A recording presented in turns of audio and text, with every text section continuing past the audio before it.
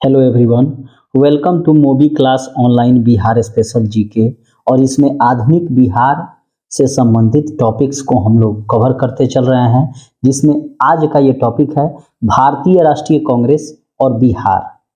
ठीक है, तो ये पहला इसमें प्रश्न है, भारतीय राष्ट्रीय कांग्रेस के इलाहाबाद अधिवेशन 1910 में बिहार के कुल कितने प्रतिनिधियों ने भाग लिया था। ठीक है, इसका सही उत्तर होगा ऑप्शन सी 39। भारतीय राष्ट्रीय कांग्रेस का जो इलाहाबाद में अधिवेशन हुआ था 1910 में, उसमें बिहार से कुल 39 प्रतिनिधियों ने भाग लिया था। ठीक है, और इलाहाबाद अधिवेशन 1910 से संबंधित कुछ चीजों को देख लेते हैं। ये जो इलाहाबाद अधिवेशन 1910 हुआ था, इसकी अध्यक्षता किसने की थी? विलियम बेडरबर्न ने। विलियम बेडरबर्न की अध्यक्षता में हुई थी। और इसमें जो है भारतीय राष्ट्रीय कांग्रेस द्वारा नगर पालिका, जिला वार्ड या जितने भी स्थानीय निकाय थे, उसमें पृथक निर्वाचन प्रणाली के सिद्धांत का विरोध किया गया था। आपको बता दें कि 1909 ईस्वी में मार्ले मिंटो सुधार लागू किया गया था कि मुसलमानों को जो है पृथक निर्वाचन प्रणाली दी जाएगी।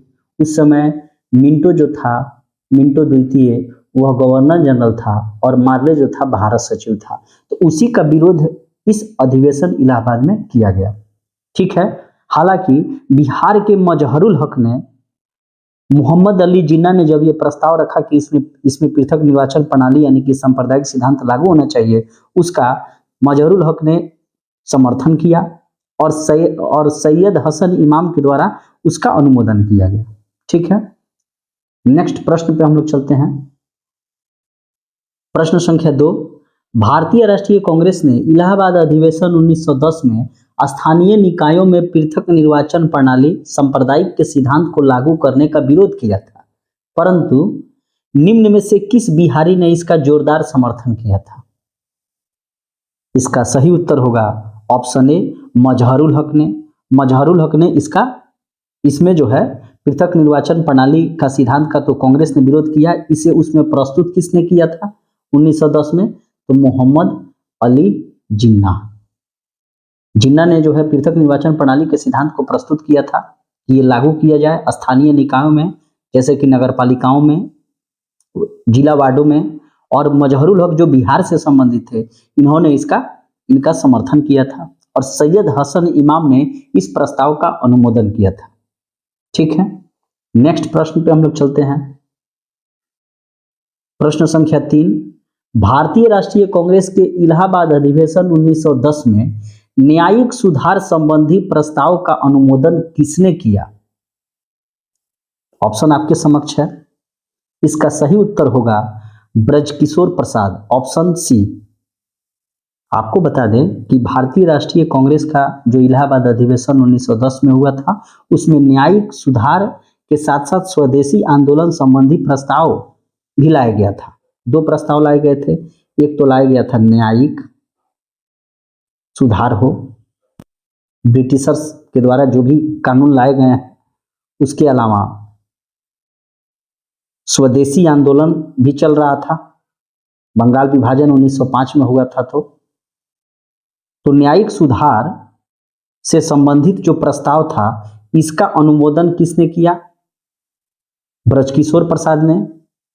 और इनके साथ एक व्यक्ति और थे, द्वारकानाथ।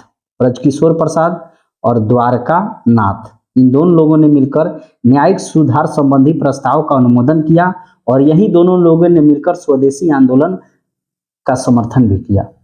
नेक्स्ट प्रश्न पे हम लोग चलते हैं। प्रश्न संख्या 4, 1912 में भारतीय राष्ट्रीय कांग्रेस का अधिवेशन कहां हुआ था? इसका सही उत्तर होगा पटना। बांकीपुर पटना में हुआ था 1912 का जो इंडियन नेशनल कांग्रेस जो है उसका अधिवेशन बांकीपुर पटना में हुआ था। और इसके जो अध्यक्ष थे, प्रेसिडेंट इसके कौन थे? RN माधोलकर, रंगनाथ माधोलकर। ठीक है, और ये कांग्रेस का 27वां अधिवेशन था। 27 नेक्स्ट प्रश्न पे हम लोग चलते हैं। प्रश्न संख्या 5, भारतीय राष्ट्रीय कांग्रेस का गया बिहार अधिवेशन किसकी अध्यक्षता में हुई थी? इसका सही उत्तर होगा ऑप्शन ई, उपयुक्त में से कोई नहीं।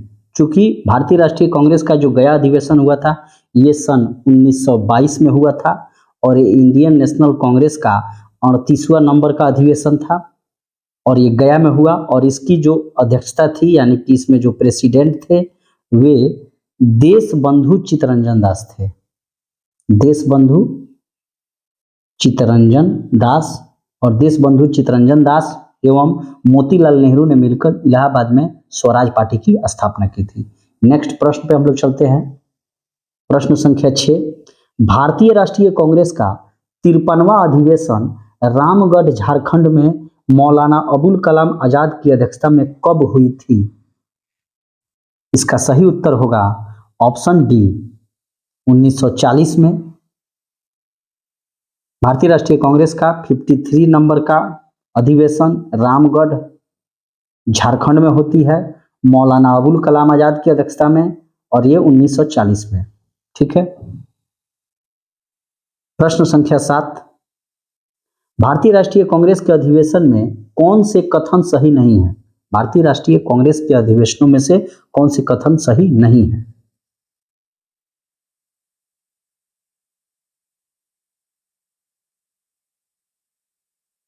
उन्नीस सौ 10 का अधिवेशन इलाहाबाद में हुआ और इसकी अध्यक्षता विलियम बेडरबर्न के द्वारा की गई थी और इस अधिवेशन में बिहार के कुल 39 प्रतिनिधियों ने भाग लिया था।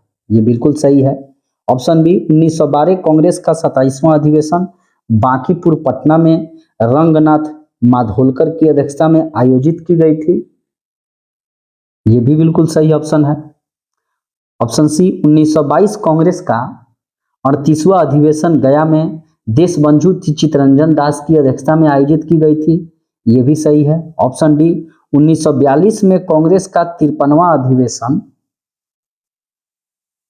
रामगढ़ झारखंड में मौलाना अबुल कलाम आजाद की अध्यक्षता में की गई थी। ये भी सही है।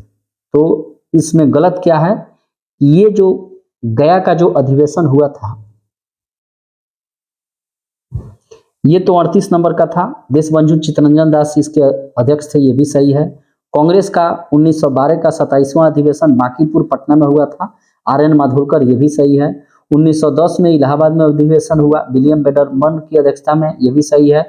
और बिहार के कुल 39 प्रतिनिधि ने भाग लिया। ये भी सही है। 1942 में कांग्रेस का 53वां अधिवेशन रामगढ़ झारखंड में अबुल कलाम आजाद की अध्यक्षता में हुई। यहाँ पर 42 जो है सो गलत है।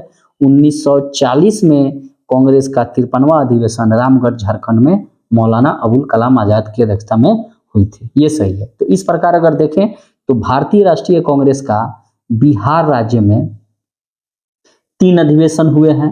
एक पहला हुआ है 1912 में बांकीपुर पटना,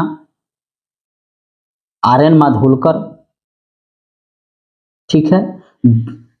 दूसरा हुआ है 1922 का गया में चित्तरंजन दास देशबंधु और तीसरा हुआ है 1940 ईस्वी में जो 53वां अधिवेशन था रामगढ़ झारखंड मौलाना अबुल कलाम आजाद की अध्यक्षता में। तो इस प्रकार भारतीय राष्ट्रीय कांग्रेस और बिहार से संबंधित ये टॉपिक हम लोगों का कंप्लीट हुआ।